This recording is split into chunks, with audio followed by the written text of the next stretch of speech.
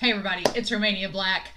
We are on episode 23 of JuJutsu Kaisen, and there are only 2 episodes of the season left. I can't believe it! And last episode, we set up that there are these mysterious, these corpse paint or curse paintings, whatever, the death paintings, however you want to describe it.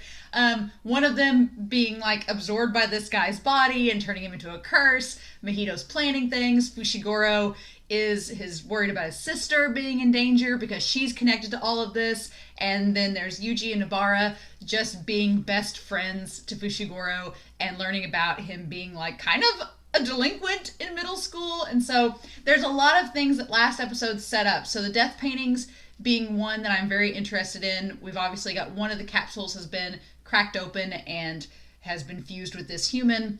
So I'm interested in where that's going. We've got Fushigoro obviously being worried about Sumigi, his sister, and her possibly being in danger. And then we have the idea of the preview was setting up that maybe we're going to get a flashback on Fushigoro, which we know a little bit about Nobara's past, her coming from that rural town, and we know a little bit about Yuji's past with his grandpa. But the only thing we've had on Fushigoro is the shot of his sister in like being cursed and being in a coma, and that's all we really know about him.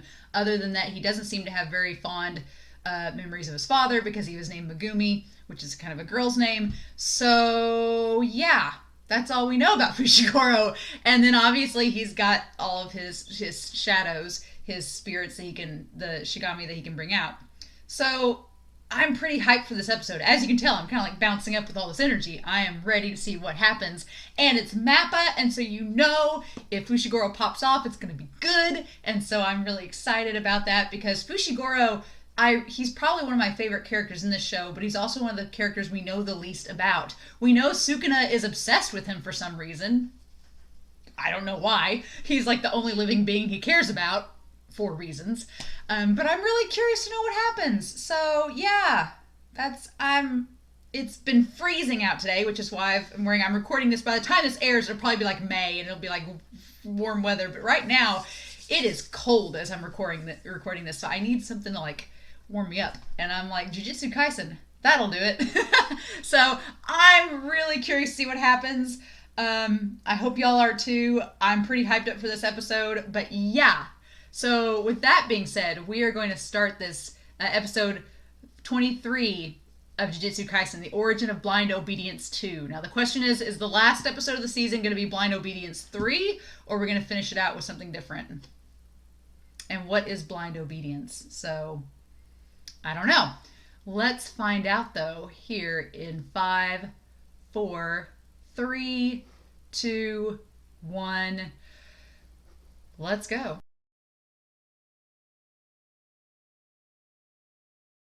Complicity. Oh, okay.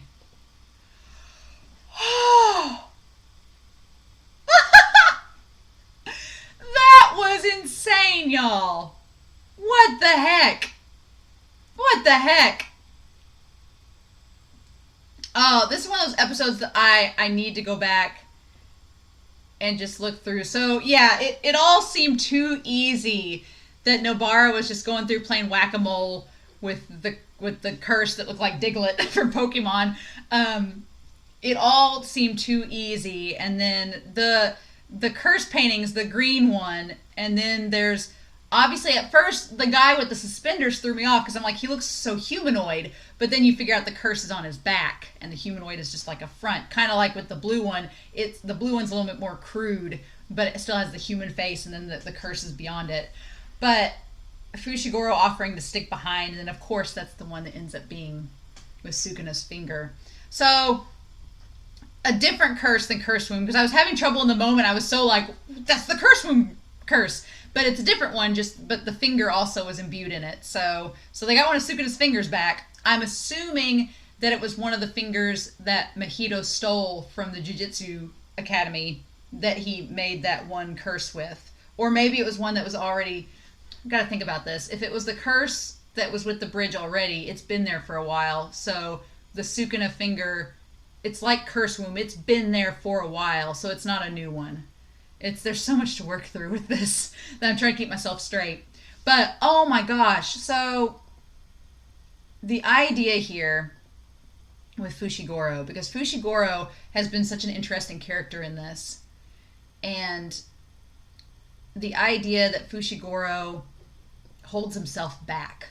He holds himself back because he knows he's strong. I mean, he beat up all those guys in the middle school. He knows he's talented and he knows he's strong, but he holds himself back because he doesn't want to show off and he doesn't want to. It's kind of like Nanami in a sense, where he doesn't want to give his maximum output. But I wonder if it's because he's afraid of knowing where that output ends, like what's his own limits, and he doesn't know his own limits, so he's afraid to push forward because he's like, what will happen if I do that? And so he's held himself back all this time. And I love that scene with Gojou, where Gojo's like, look, you don't need to hold back. I get you're trying to be a team player here, and you're trying to help out. Like, I get that, and that's cool and everything. But Jiu-Jitsu sorcery is not a team sport. It's not a team effort. It's great if you have allies because you all can work together towards defeating an enemy, but your abilities aren't going to supplement someone else's. You're either going to win together or you're going to die alone. I love that. And that whole flashback where Gojo's just like in his casual clothes walking around fighting people like, I got a date, so can we just do this? And but I love the idea that he's like, look, you have potential. You can. It's not that you aren't giving your best. You can't because of this mindset. You just keep thinking that you're holding yourself back. You need to just let go and just do it, and it'll work out. And I love like when he tells him that his eye, he puts the eye like down there, and he's like, you know, you can only piece together so much info on yourself and other people, but if you can't imagine a stronger version of yourself, you're not going to be stronger. It's kind of like when Mahito created the domain expansion. Mahito was inspired because he was close to death, and he's like, I either need to do something or I'm going to die. And so that's motivated him to create his domain expansion. So, and you think that in the worst case, you can resolve everything at the cost of your life. So Gojou's like, you think you have this all figured out, but at that point, you're not even going to measure up to the other sorcerers. It's like, I love that line, dying to win and risking death to win are not the same.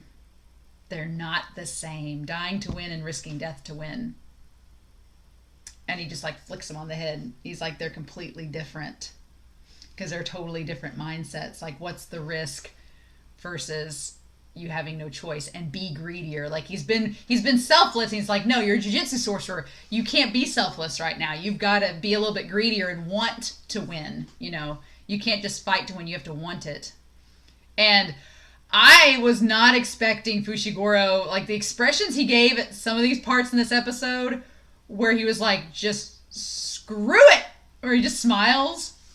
And Sukuna realizes it. Sukuna's like, you have such talent. Why are you wasting it? Why are you running away? You should embrace it. Embrace your power and go all out. And that smile, oh my gosh, screw it. Fushigoro has put on like a stoic face for so long, but like many anime characters that are stoic, under the surface, they are quite emotional. And, you know, you talk about in the Donghua and Modao Zushi where it's Wanji, you talk about Bakuya and Bleach. It's, yeah, Fushigoro's like, forget about structure, forget about perfecting it. I just want to do it now. I want to create that domain expansion now. The future version of myself who's freely surpassed by my limits. I'll do it. And he's like that smile, like so excited. A little bit of sense and imagination. The slightest trigger can change a person. And it's Chimera Shadow Garden. Oh, I want to see it perfected because it was so creepy just in the moment where it's just like the frogs and stuff like climbing out of this ooze, like the shadows. And he's like, it's incomplete and it's ugly work at best. But for now, it's fine. And he's just looks so maniacal. I'm like, that we've never seen Fushigoro like that. It just, oh my gosh, while he's fighting. And it's clearly not a complete domain expansion because if it was complete, he wouldn't have to keep fighting the curse. The domain expansion would do that for him.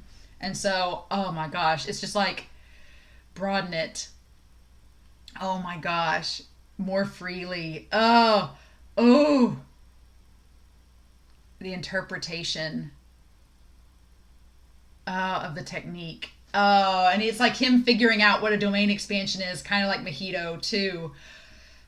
And it was so cool. I'm like, Mappa. And then of course Sukuna's like, yes.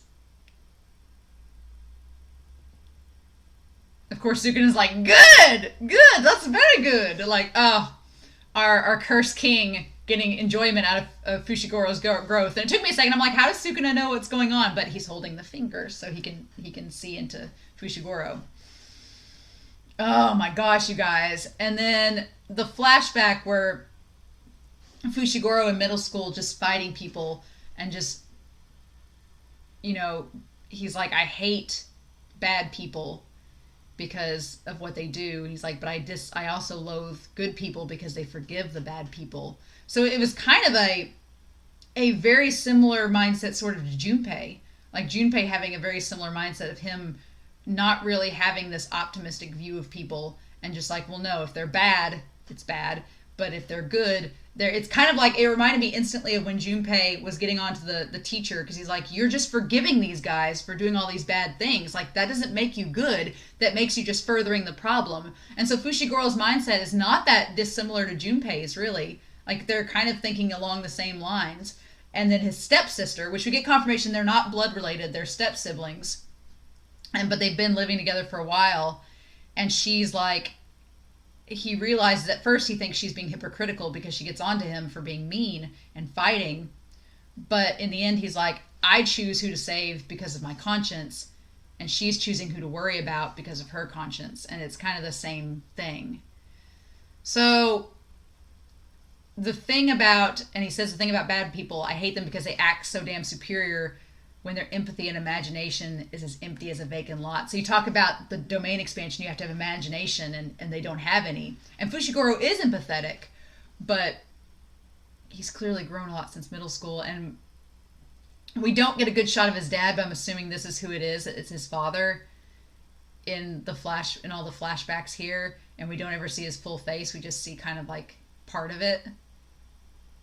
And then the good people. And so we get the understanding that his father was a Zenin, so that's how he's related to Maki and Mai. Maki and Mai is that he was a Zenin. But Fushigoro goes by his mom's last name apparently, so I'm guessing that the dad ran away from the Zenin clan and denounced them. So I'm curious about a lot of things in here, because it seems like Gojou found Fushigoro very early on, and saying that he knows your dad. And Fushigoro does look a bit younger there. So there's a lot of unanswered questions with this, if we're going by the timeline and things. So Fushigoro looks like he's in grade school when Gojou finds him and his stepsister. They're such good for nothings, it freaks me out. And your father left the clan to have you.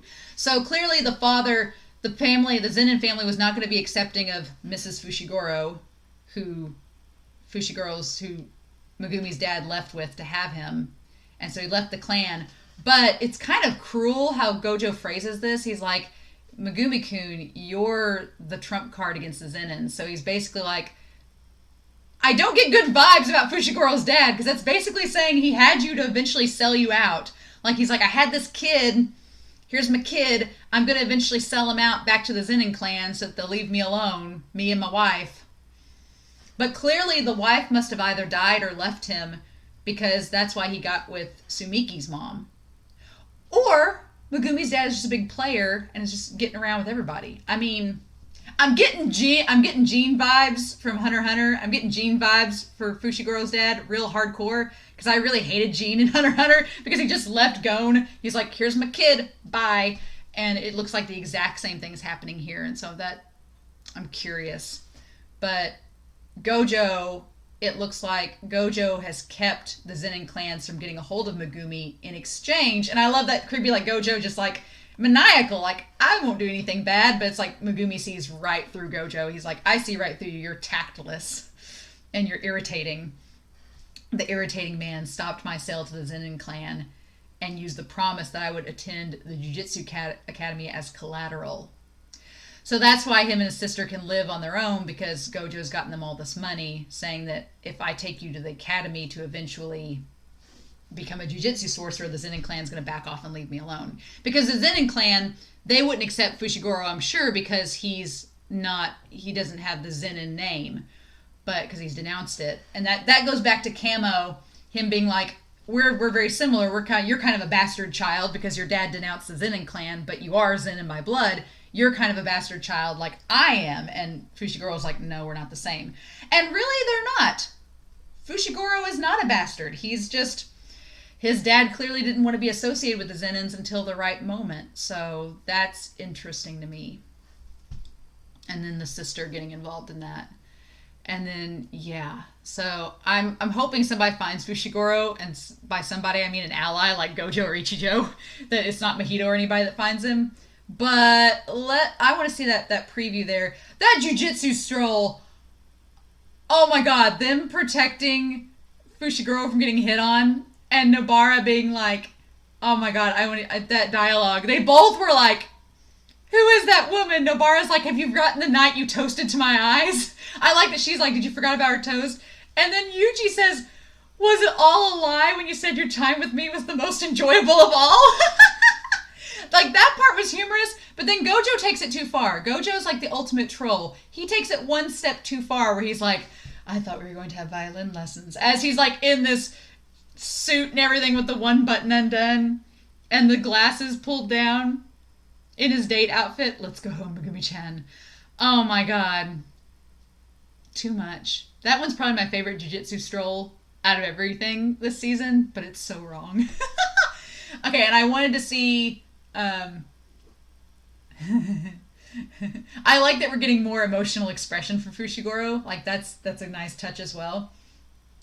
Oh god, Gojou, stop. I want to see this preview, though. There's some images I wanted to, like, stop on because they just happened all at once. Okay, so Nobara, it looks like we're getting flashbacks. They look like paintings and blood, so I'm guessing this might be the death paintings. And we get flashback, like, to maybe the origin of the guy with the creature on his back. And then there's Nobara. Okay, and there's Mahito and Geto. That's why I was like, there was a brief shot of both of them, and they look surprised, and it's Geto and Mahito. So I'm very curious. And then Yuuji and Nobara battling these two. Complicity. So the origin of blind obedience, of being like, why we follow the status quo, why we follow along things having to do with Fushigoro and his convictions, and then complicity being just going along with everything, even when it's bad. So, some interesting ties back to Junpei and the whole philosophy around his mentality about things, and the connection between Junpei and Fushigoro is interesting to me. But Fushigoro, I feel like we had questions answered about him, but he just got so much more mysterious. I want to know more. And I feel like this is setting him up to be just a major character like Yuuji, and hopefully we get the same thing happening with Nobara too eventually. But, oh, you guys, I know I've talked a lot about this episode, but this episode was really good. Really good. And it's the penultimate episode. Next week is the season finale. I can't. It's going to be a long wait after this season's over for season 2. I know they're making season 2. They have to, because it's just... I know the manga's so popular now, and I've been told that there's enough material based on the manga that they could have a whole nother season 2 already ready. So that has me really excited. Like, I love this show. It's probably my new favorite shonen, so I'm really excited. But, you guys, I'm curious to know your thoughts down below. And then, yeah, next week's the season finale. It's gonna be interesting. So, in the meantime, I hope you all have a wonderful week. Please stay safe, take care, and I'll be back next week with more JuJutsu Kaisen, the season finale. Bye.